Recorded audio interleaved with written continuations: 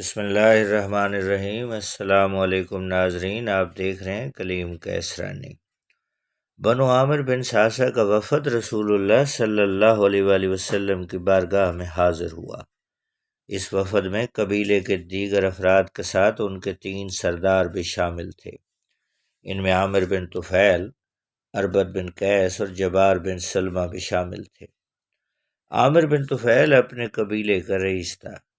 جب عکاظ کا میلہ لگتا تو اس کی طرف سے ایک پکارنے والا پکارتا تھا کہ کسی پیدل کو سواری چاہیے ہو تو ہم سے سواری لے لے، کوئی بھوکا ہے تو آئے ہم اسے کھانا کھلائیں، کوئی اپنے دشمن سے خوف زدہ ہے تو ہماری پناہ میں آ جائے۔ عامر بڑا رئیس بھی تھا اور یہ شخص غضب کا حسین بھی تھا، لیکن یہ ہر وقت رسول اللہ صلی اللہ علیہ وسلم کے قتل کا منصوبہ بناتا رہتا۔ ان لوگوں نے جب مدینہ آنے کا ارادہ کیا تو عامر اور اربد نے باہم سازش کی کہ نبی کریم صلی اللہ علیہ وسلم کو باتوں میں مشغول کر کے اور دھوکہ دے کر اچانک قتل کر دیں گے۔ چنانچہ جب یہ وفد مدینہ پہنچا تو عامر نے نبی کریم کے نزدیک ہو کر گفتگو شروع کی کہ یا محمد صلی اللہ علیہ وسلم، مجھے اپنا صدیق بنا لیں۔ آپ نے فرمایا جب تک تم اسلام نہیں قبول کرو گے میں تمہیں اپنا دوست نہیں بناؤں گا۔ عامر نے دوبارہ وہی بات دہرائی تاکہ اربد اپنا کام کر سکے۔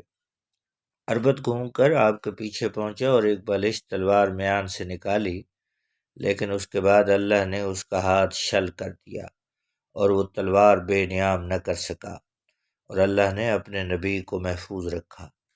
ایک اور روایت کے مطابق جب وہ آپ کی بارگاہ میں پیش ہوا تو رسول اللہ صلی اللہ علیہ وسلم نے عامر کے بیٹھنے کے لیے تکیہ بچھایا۔ حضور اکرم صلی اللہ علیہ وسلم نے فرمایا جو بھی بات کرنا چاہتے ہو تسلی سے کرو۔ اس نے کہا اگر میں مسلمان ہو جاؤں تو آپ مجھے اپنا نائب بنا دیں گے؟ حضور صلی اللہ علیہ وسلم نے فرمایا یہ چیز اللہ کے سپرد ہے، وہ جس کو چاہے گا میرا جانشین بنا دے گا۔ پھر اس نے کہا کہ مجھے عرب کے دیہات اور صحراؤں کا امیر بنا دیں، عرب کے شہر آپ کے پاس رہیں۔ سرکار دو عالم صلی اللہ علیہ وسلم نے اس تجویز کو ٹھکرا دیا۔ پھر اس نے پوچھا اگر میں مسلمان ہو جاؤں تو مجھے آخر کیا ملے گا؟ آپ نے فرمایا تیرے بھی وہی حقوق ہوں گے جو دوسرے مسلمانوں کے ہیں۔ اس پر وہ غصے سے بفر گیا اور کہنے لگا کہ میں آپ سے لڑنے کے لیے اتنے سوار اور پیدل جنگجو لے کر آؤں گا کہ یہ وادیاں بھر جائیں گی۔ حضور اکرم صلی اللہ علیہ وسلم نے فرمایا اللہ تعالیٰ تمہیں ایسا کرنے کی طاقت نہیں دے گا۔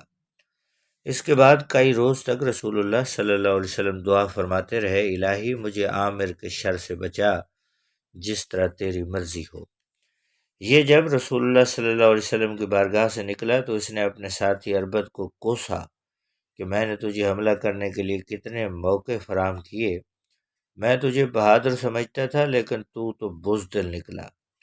اربد نے کہا میں نے کوشش کی لیکن ہر بار درمیان میں لوہے کی دیوار کھڑی ہو جاتی، پھر حملہ کرنے کا سوچا تو میرا بازو شل ہو گیا، پھر بھی کوشش کی تو ایک مست اونٹ منہ کھولے مجھ پر حملہ کرنے کو دوڑا، ایک بار تو خود میرے آگے آ گیا، اب بتا میں تجھے کیسے قتل کرتا۔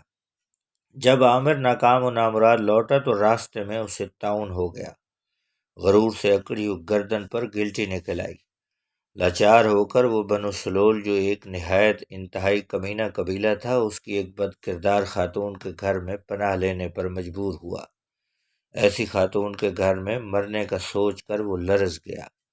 اس نے اپنی قوم کے لوگوں کو بلایا اور کہا میں ایسی جگہ پر مرنا پسند نہیں کرتا، میرا گھوڑا لاؤ۔ وہ گھوڑے پر سوار ہوا اور گھوڑا دوڑایا اور گر کر مر گیا۔ اربد اور جبار دونوں گھر واپس آئے۔ لوگوں نے اربد سے سوال پوچھا کہ رسول اللہ صلی اللہ علیہ وسلم کے بارے میں بتاؤ، تو یہ بدبخت گستاخی کرنے لگا۔ 2 روز گزرے تھے کہ یہ اپنے اونٹ کو چرانے کے لیے جا رہا تھا، آسمان بالکل صاف تھا کہ اچانک اربد اور اس کے اونٹ پر بجلی گری جس سے اربد جل مرا، البتہ اس کا تیسرا ساتھی زندہ رہا اور اپنی قوم کے ساتھ دولت ایمان سے مالا مال ہوا۔ سبحان اللہ ناظرین، یہ تھی آج کی ویڈیو۔ نئے دوستوں سے گزارش ہے کہ ہمارے اس چینل کو سبسکرائب کریں، بیل آئیکن کو پریس کریں۔ بہت شکریہ۔ اللہ حافظ۔